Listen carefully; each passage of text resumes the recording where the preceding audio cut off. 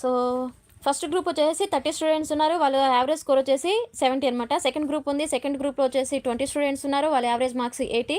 So 2 గ్రూపులు కలిపి average ఎంత వస్తుంది ఏంటి అనేది మనం ఫైండ్ అవుట్ చేయాలన్నమాట. సో ఫస్ట్ గ్రూప్ మనం చూసుకున్నట్లయితే 30 స్టూడెంట్స్ ఉన్నారు, వాళ్ళ యావరేజ్ 70 అనమాట.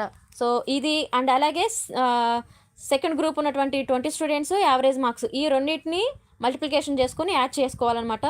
సో 30 × 70 ప్లస్ సెకండ్ గ్రూప్ వచ్చేసి 20 × 80.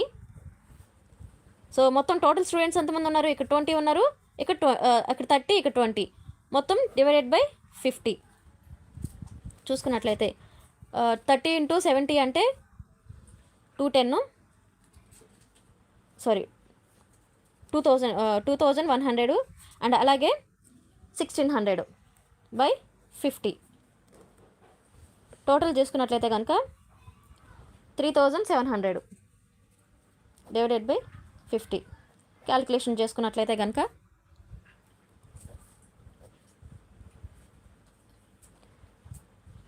74 అనమాట.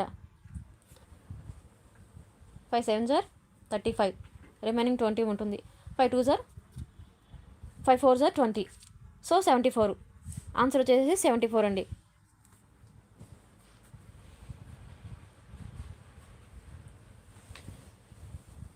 అండ్ అలాగే నెక్స్ట్ క్వశ్చన్ కనుక